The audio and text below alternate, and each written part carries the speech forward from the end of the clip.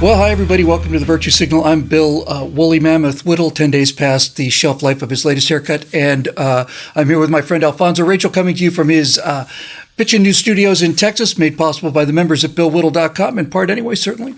So, Zoe, it's great to see you as always. Likewise. There's a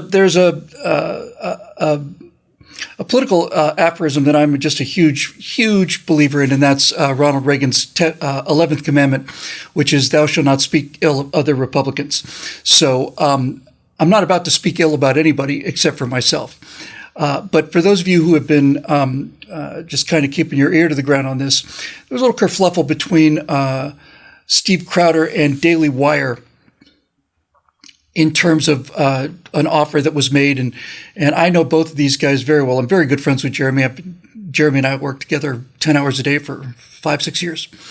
I went to, don't know Steve nearly as well, but Steve Crowder and I both went fishing at midnight in Fidel Castro's Guantanamo Bay. That's not something everybody can say. So I know both these guys. I like both these guys. And I'm not going to get into the details of their specific arguments. So I want to talk about a dynamic that appears to be at least in play in here, and that's all I'm going to say about those guys. That's just why I teed this topic up. It's going to be about me from now on. There is a kind of a blindness and aggressiveness that comes with a little too much ego. Again, I'm not talking about them anymore. Several years ago, when I was doing daily segments for the NRA, and I'd done my own show for the NRA called Hot Mic for 3 months as a test, and they wanted to extend it. And I knew what they were paying some other people, and I had an idea of what I thought I wanted for the show. And I went in with that offer, and they just said, no, it's so far out of the park that we're not even on the same page. Significantly less than other offers that we've heard bandied around for the last couple of days anyway. But in any event, making that offer, putting in the bid that I put in, I was just consumed by ego, not the good kind of pride, not the kind of pride you have in your accomplishments, puffy pride, that kind of pride. And while NRA TV has not exactly blossomed since then, I look back on that as one of the great lessons of my life, and one that I still maintain a fair amount of regret for. Prior to that, by the way, I was given an offer to do a certain number of firewalls per firewall, and I turned that down too because I didn't think it was enough money compared to what I'd been making earlier, doing them at PJTV and all the rest of it. I deeply regret that too. I had a text conversation with one of the parties involved, and I said, I think this is just one of those. Just speaking for myself, I was in that ego typhoon, and it spit me out wiser but poorer. And he texted me back and said, "That's a hard lesson to learn." And I said, "Is there any other kind?" Going into this. If you're going to be an entertainer, it's hard to kind of take. I don't want to use the word ego, but I guess I'm going to have to use the word ego because I don't like to think that my ego, I'm consumed by mine. Mm-hmm.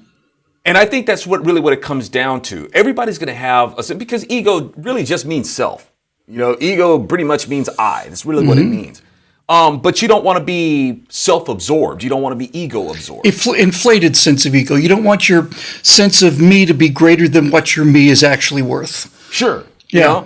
And now for me, and I don't want to make this, about me, but I'm just using myself as an example and from my own personal experience. Even when I started doing this, I didn't think of myself as, hey, this is what I'm going to do, doing political commentary. Yeah. I didn't think of myself doing this as a career. I'm the same way, actually. Right? Yeah. I'm a musician.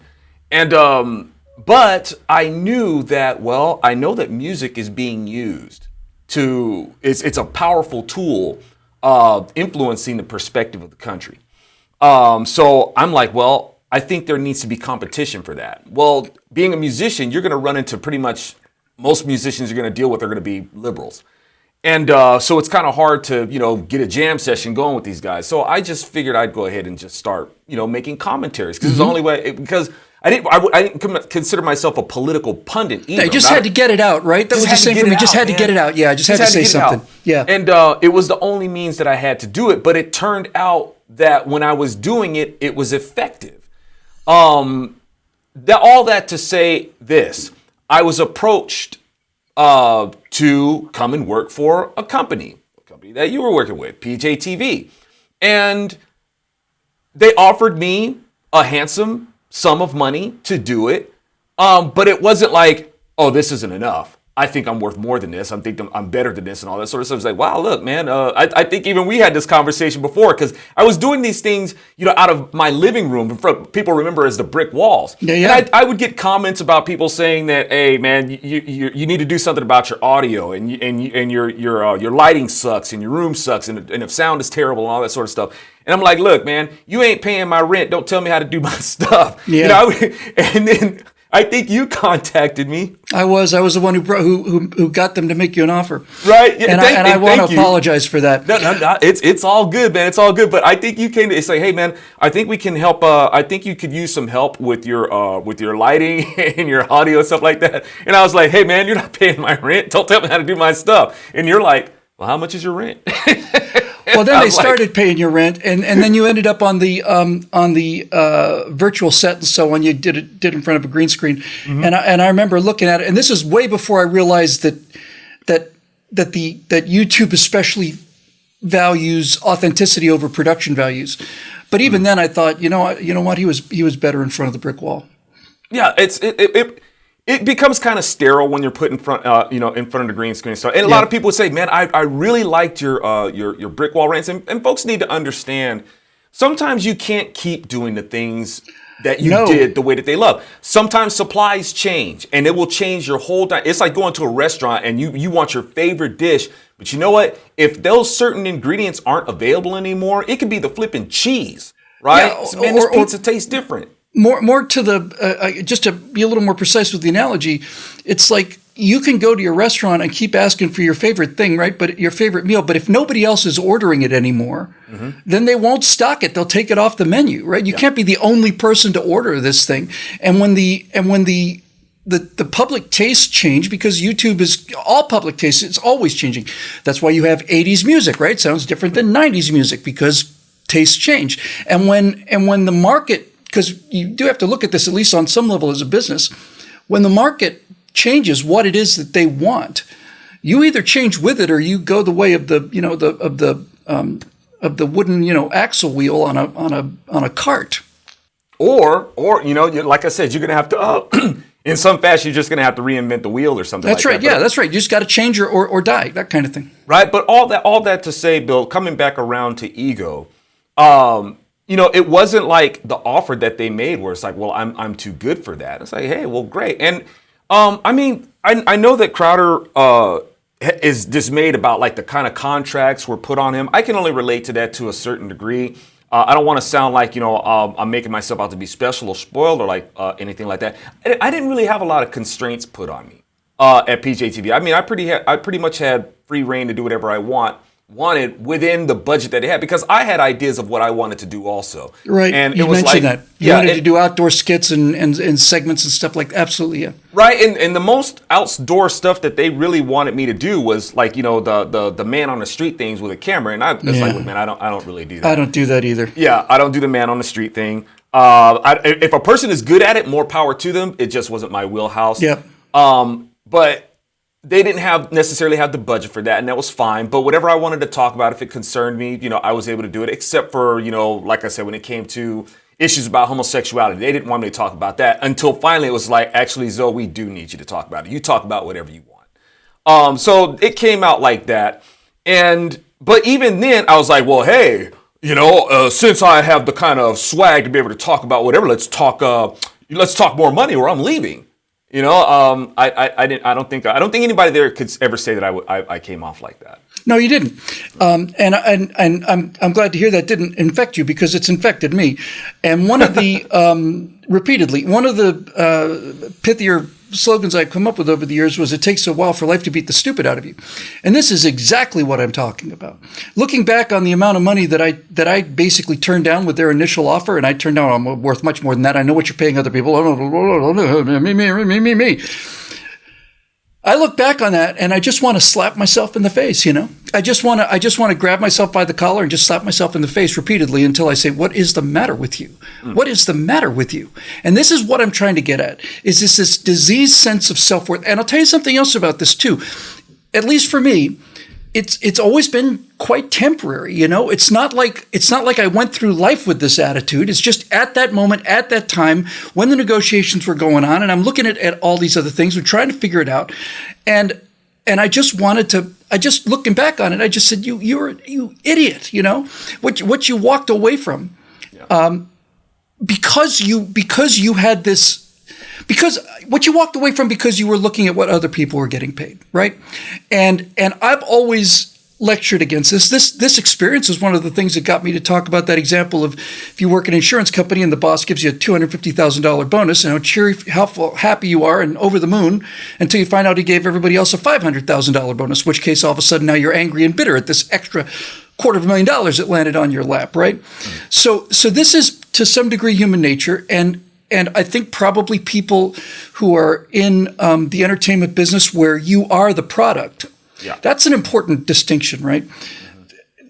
That's one of the things that makes it so hard for people in entertainment to negotiate. That's why they have agents when most people generally do their own negotiation.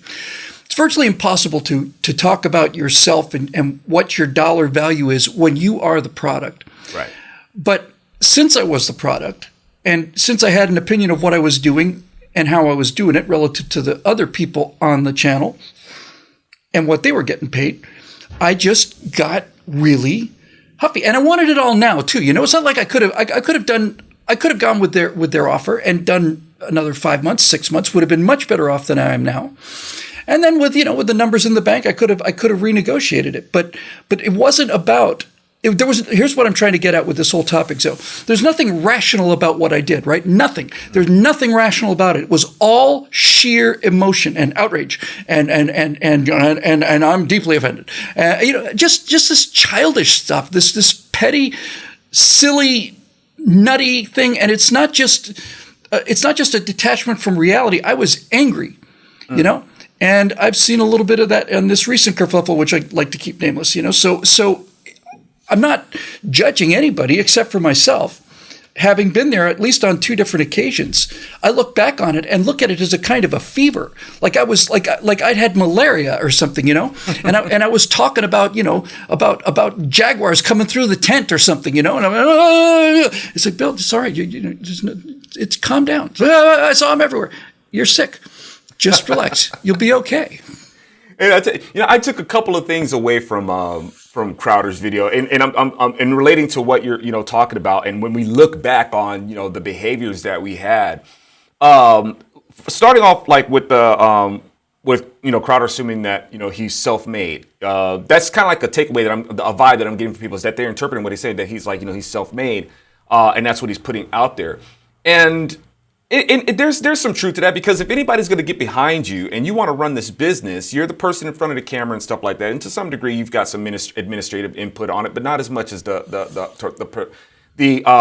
executing of the content aspect of it. But at the same time, the suits behind it, they have to have a product to be able to sell. So and on Crowder's end, he needs somebody to sell it for him, and it's a symbiotic relationship that you have to have.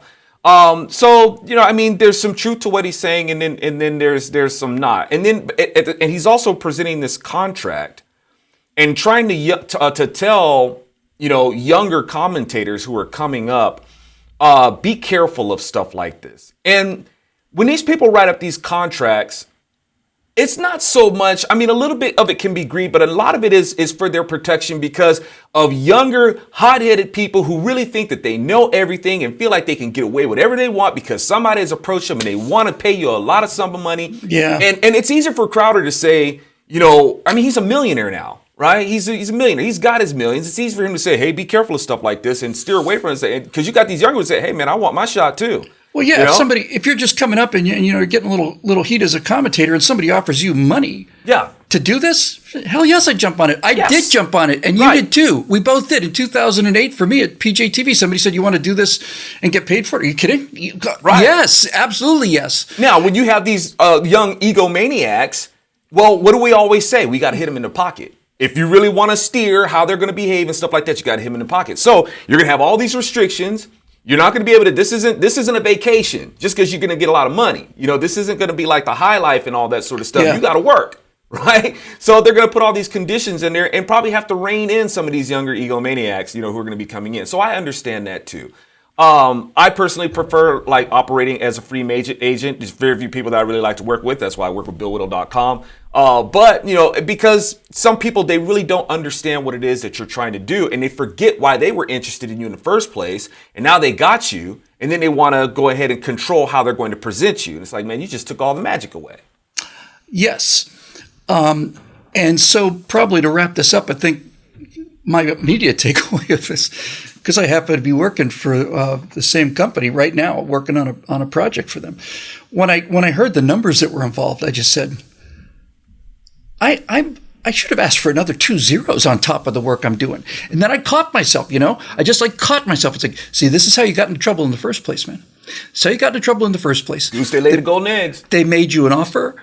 You accepted it. You needed the money and you took it. It turned out there's a lot more work than I thought that there would be, but that's not their problem. That's your problem.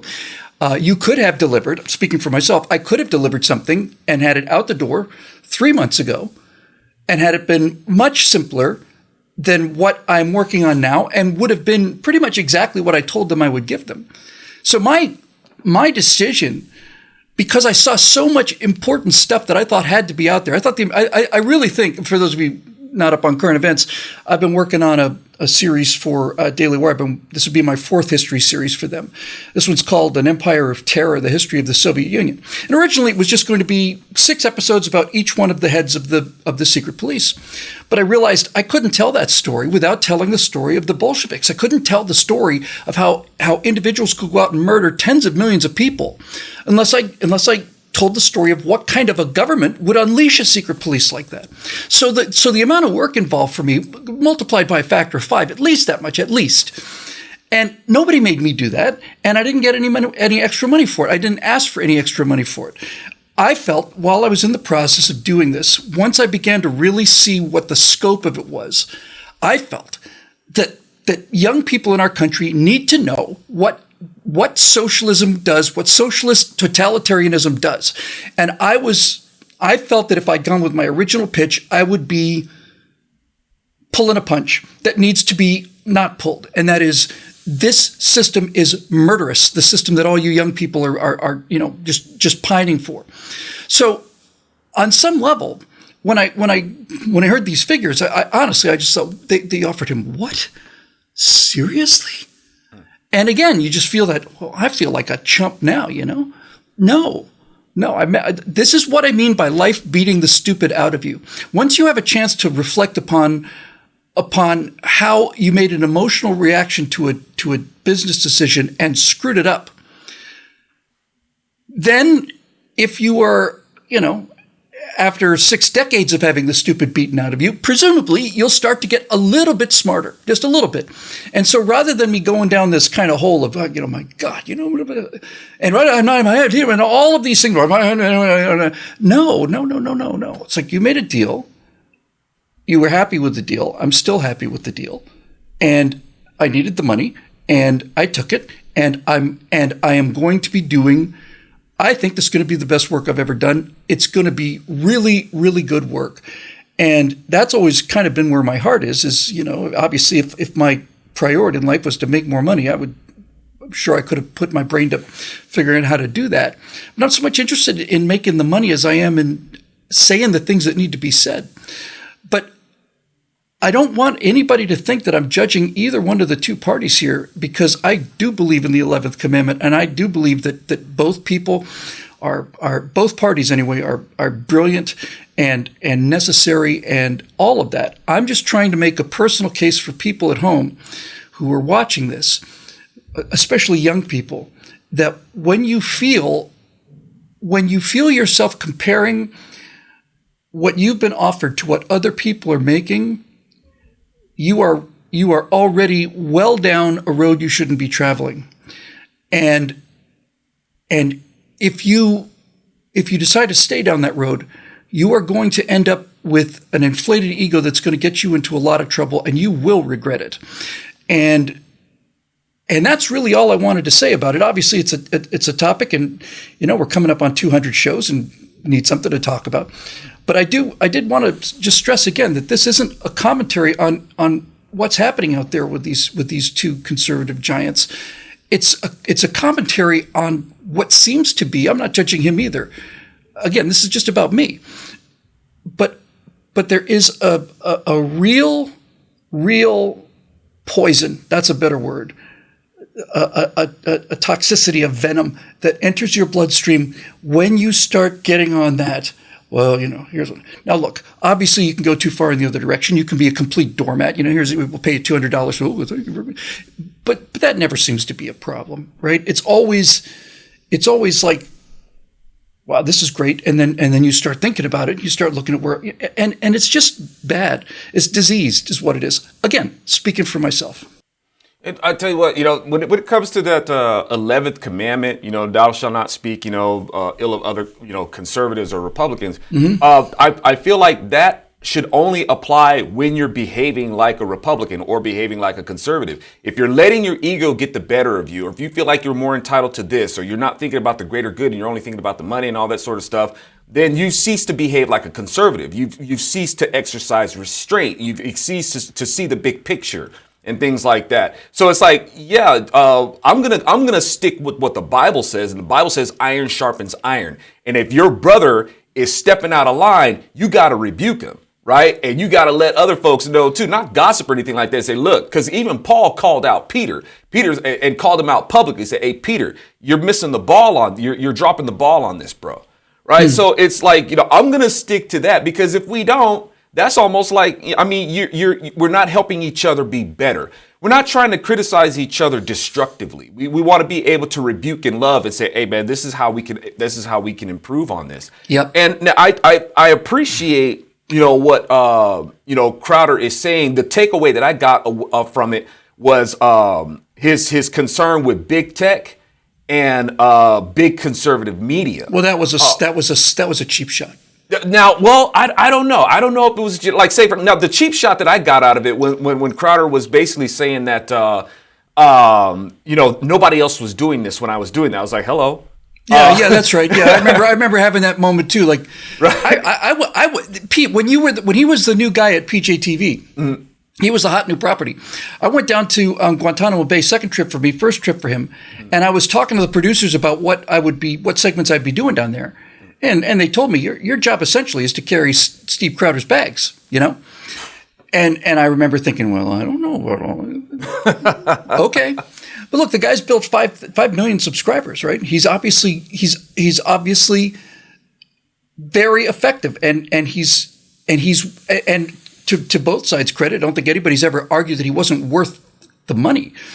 But yeah, your point about no one else. I basically did this on my own, and I was the first person to do this kind of thing. It's like, yeah, and some people, because we comment on it, I've actually had people say, Zoe, I'm detecting some jealousy. I'm like, jealousy, just like like somebody would say that your job was to carry Crowder's bags. It's like, Bill Whittle is not intimidated by this stuff. Bill Whittle suggested I go work. He suggested me to PJTV. I did the same thing with Crowder. Okay, when PJTV recruited me and they wanted to have more content like this, I'm the guy who, and instead of saying, well, there's this Crowder guy out there, I'm going to pretend like he doesn't exist and I hope nobody else hears him so I can keep the spotlight to myself. No, I went in there and I was like, hey, if you guys are trying to do more content like this where it's more casually presented conservatism, you might want to check out this Crowder guy. Okay, so there's no jealousy or anything like that, folks. I'm jealous over my country. I'm jealous over. Right. That's right. That's what it all comes down to. That's what I was just saying. Yeah, that's right. Yeah, it's like I'm concerned about how these things are being presented, and this kind of dog eat dogism that's going on in conservative. And like I said, to his credit, I think there is something to that, because a lot of conservative media they're starting to act like gatekeepers. And it's almost like they want to make sure that their stable is where people come and flock to. And if you're not in their stable, well then, you don't exist. So I've often wondered that myself, and I can't say that I'm not on a different frequency of where Crowder is coming from with that, because I have watched these people, and they will totally act like you do not exist. You reach out to them, you want to support them and stuff like that. Get away from me, leper. Well, I'm a person who's both inside and outside of that organization, and there have been many times when I thought I'm not being treated generously, but it's not their job to treat me generously. Right. They're business people, and they're extraordinarily good business people. That's why they have money to pay me instead of the other way around. And I think the last thing to say on this is, speaking for myself, I don't know why this had to go public exactly. I mean, I've done work for them, and they've made offers to me that I've turned down, and I'm a grown adult, and I make decisions. And if there's something, when I signed on the dotted line for these 4 segments now, I was fully aware of the fact that they're not mine anymore. I don't own them. I'm trying to get a carve out for our members. It'd be nice, so that they could get to see this stuff, because God knows it's taken me away from the stuff I need to be doing for my own membership. And I'm still working on that. I don't know if that's going to happen. I would suspect probably not, but I'm still working on it. But my point is this.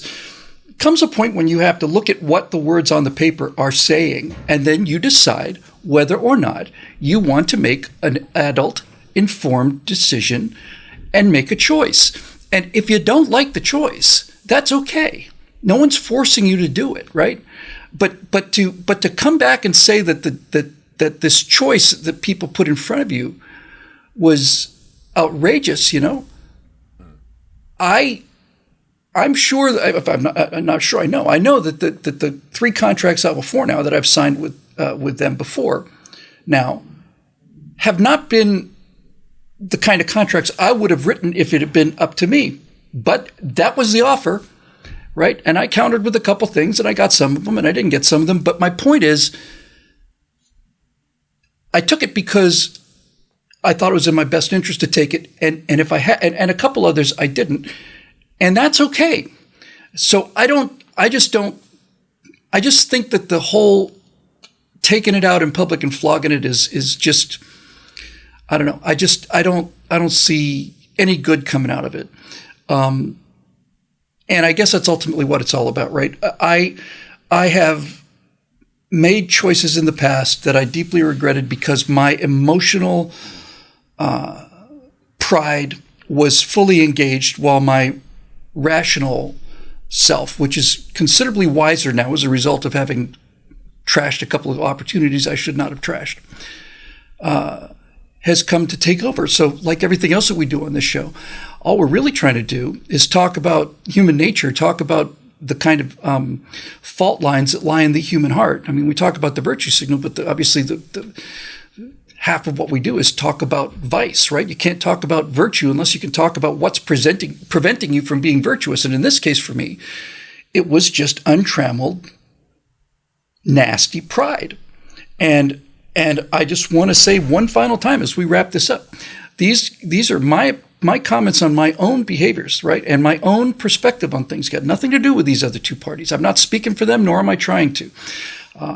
I think they're both geniuses and talented, very effective champions of the cause that I believe in, and so there it is. But just as a show topic for the people watching the show, I wanted people, especially young people, to be aware of the fact that you can, in fact,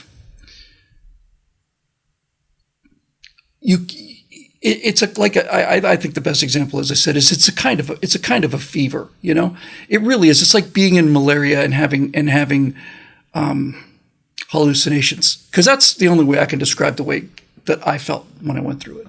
No, I hear you, man. It's there's. I definitely don't want to be the guy who's like conspiratorial about what these people are doing, but it's one of those things where it's just evident when your numbers are dropped down like that. And I don't expect any other platform to do any promotion for me. What's the word I'm looking for free. I don't expect that. But usually, like say for instance, it's it's their stable, it's their commentators and stuff like that. People that you want to support, and people who are always asking me about them. Say, hey, what do you think of this person? What do you think of that person? It's like, let them know. And like, you're asking me about them. Do you ask them about me? And these people like to pretend like I do not exist, as if they were the first ones on the scene doing these things. And of course they want to act like that because it affects their brand. So, the fact that they can't see that they weren't is what I'm talking about. They're in the middle of this emotional kind of delirium, where you're so busy trying to present your own side, your own case, right? That you just plain lose contact with what actually is going on. Yes. And what does that is pride. Yeah, pride and ego. Yeah, there we go. That's why we're calling the show Ego. Anyway, I'm sure not about to make that mistake again, ladies and gentlemen. Oh, parenthetically, by the way, for those of you out there who are BillWhittle.com members, membership prices have risen now to $999 each per person per month, and I hope you won't find that too much of a burden on you, but I've taken a look at the value of what the show is all about, and I think that's an appropriate price for this, and I'm expecting our membership to continue to rise astronomically as we go forward into this bright new future. Oh, man. There should be some adults in charge here. That'll do it for this edition of the Virtue Signal, made possible by the members at BillWhittle.com. We don't have as many members as they do, but they sure are fine people, and one of the things that's most wonderful about them is that they insist that we don't do anything, that we don't keep anything under wraps specifically as a present for our members. It's our members who said, no, we want all of this stuff to get out there. Excellent people. We're very proud of all of you, very grateful for all of you as well. For Alfonso, Rachel, I'm Bill Whittle. We'll see you next time right here on the Virtue Signal.